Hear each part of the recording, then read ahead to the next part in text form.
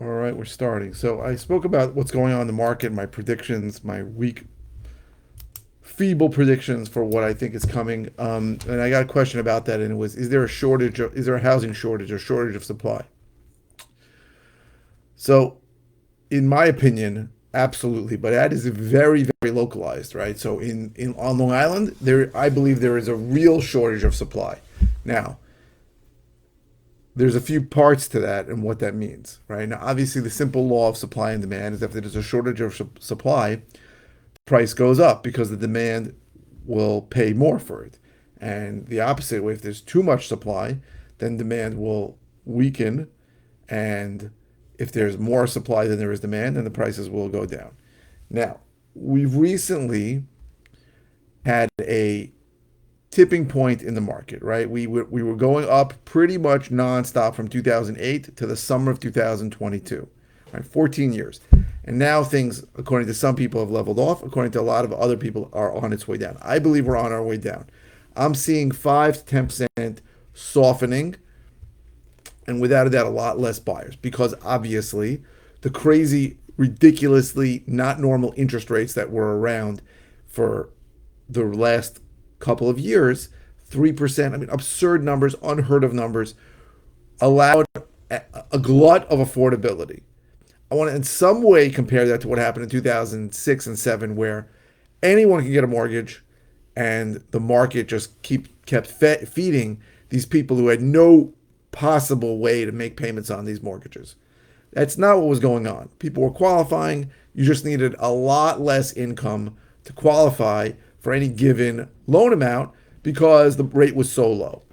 That's abnormal, right? Anybody who's going to sit there waiting for 3% rates or even 4% rates, you may never see them again. They may show up. I have no idea. They may show up in 2 years, but they may never show up again in our lifetimes. Very reasonable to say that 30-year money is not going to be going out at 3%.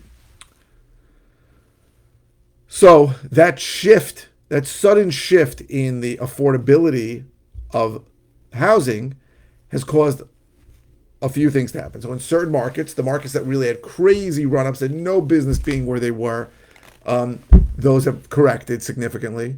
So Utah, parts of California, Idaho, where numbers were insane, they came back down 20, 30% because they had gone up where they shouldn't have been. They were irrational. New York, where things were just creeping up a little, maybe we've leveled off and gone down. So again, I've seen a 5, 10% shift. But what I'm doing and what I probably should do every time is I'm pricing my properties deliberately lower than what I want for them and what I think they're worth, right? So I put something out 529 last week. I have 10 offers for it, right? Most of them above asking, right? What I think it's really worth is 550. So I put it out lower. I'm going to get 550, 560. I've already got a bunch of offers, that want it for those prices. So what that means is that there are a lot of people out there who want to buy a house. And I think without a doubt, New York, which is different than every other place in the country, we are going to have a shortage of supply longer than other people because the absurd moratoriums that were put in place during the pandemic, the eviction moratoriums and the foreclosure moratoriums, take a lot longer in New York to get through the system than any place else because evictions here take much longer than any place else, and foreclosures take 10 times as much as any place else. So because those things are still there, what that means is that there are people that can't make payments on their house that have been there for an extra few years that would have been out of the house 3 years ago because they would have been foreclosed on and there would have been a sale date and someone would have bought the house and someone would have evicted them. Or the people just would have felt like this is over, my party's over and I got to leave. Or people who just have been renting so long and the landlord really wants to sell the house, but he can't because there's a tenant that's sitting there for a long time. All those things clog up the system and cause a bigger reduction of supply. Now, on a macro level, do I know what the equilibrium point is between supply and demand? No, right? Economists try to figure that out. Most of them get it wrong anyway. Right? We can look at the vast numbers of people reaching certain ages and new construction and all that crap. I don't know. I know all real estate is local, so I'm talking about my area, right? New York. There's no doubt that New York, as a state and certainly near New York City, has a much more reduced supply than other places, much less supply, and it's going to take a very long time to get that supply out into the market. So that is what I am seeing for sure. I also know that the tactic that I just described recently, which is pricing your properties lower, usually results, at least in my lifetime, I've been doing this full time for 10 years and part time for almost 20 years, since 2004 when I started. It usually results in the same thing, right? When you price a property low, a lot of buyers come out, regardless, right? Now people said, oh, when the market shifts, there's no buyers. That's bullshit, okay? There's always buyers if the price is right. Now, if we are in a real downturn now, and things start dropping, and we go down 10, 20, 30%, which I don't know if it's going to happen. I really don't know. I think we're going to be in a down market for a while. I have no idea how low it's going to go, and I have no idea how long it's going to last. But I think it's going to happen. But if really, things really start, right? Let's say all the supply makes it through the system and demand drops. There'll still be people who will buy properties at a discount. So, not a discount. There will still be people who buy properties at what they perceive as a good price. Okay? So, I think that is a way I really should be pricing my properties all the time. Now, I had the luxury, anybody in this business had a luxury until the summer. That didn't matter, right? Because there was so much demand and so many people with stupid money and stupid rates that they'd buy properties no matter where you priced it. So, I mean, not no matter where you price it, but if you price at the top of the market and you still find a buyer. I think now we've seen that shift. So what I'm seeing from people across the country, because I'm part of a national mastermind, is they're saying that, they're still selling their properties, a lot of them for prices similar than what they were selling them before the summer, but they might have 2 offers instead of 12 offers, right?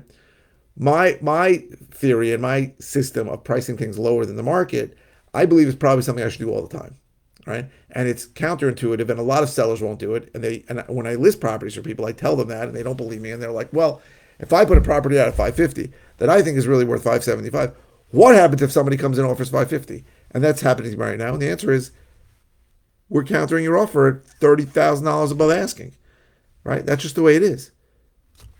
And you see what they say. Maybe they say F you. Maybe they say we can give $20,000 above asking. So I'm a big believer in the fact that when you list a property for sale, the number one way you communicate that property is the asking price. That's really the number one, right? Their pictures are important, the description and the listing, all that crap. But the number one way you communicate is with asking price. And if you put a property out, as I did at 529, in an area where things are going 550, 575, it's a feeding frenzy, and that's what's going on now. And I love that. And some buyers hate it, and some sellers hate it. I love it, right? I want the most offers from the most people and try and get the most money. That's what it's part of my job, right? It's what I do. I try to sell properties for the most money, right? That is the way it is. That's how I make my profits. So,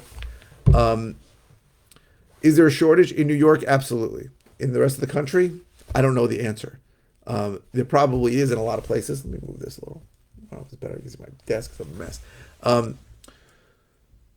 So without a doubt, in our area, there is a housing shortage. Without a doubt. I don't mean people are on the streets waiting. I'm saying that when you put something up for rent, it goes in a second. If you put something out and you price it right, let's say lower than right, you're going to get a lot of people coming to see it, right? I had 60 people come to open house this weekend. So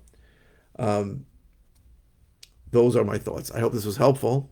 I can't pretend to understand every single housing market, right? Nobody does. Even the housing analyst for Moody's doesn't know that, right? So he can look at things on a macro level, but a macro level really doesn't tell you what you want to know, right? If you have a house in X place, you don't give a shit about the macro level. You care what's going on in your location. So I'm telling you what's going on in my location and what I'm seeing. Again, I hope this is helpful. If you're interested in all the ways I can help you, go to howtoflipnewyork.com or learntoflipandwholesale.com, and you. Somebody's next door to me. I can hear every word he's saying. I don't know. I hope he doesn't pick it up on the microphone. But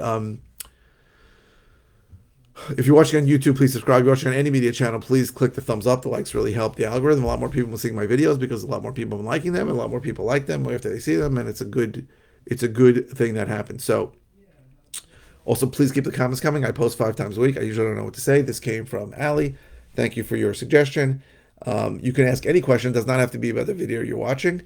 If it's something simple, I'll just reply with an answer. If it's something I've covered recently, I'll send you a link to a video. And if it's something new, I will do a brand new video on it. So thank you very, very much for watching.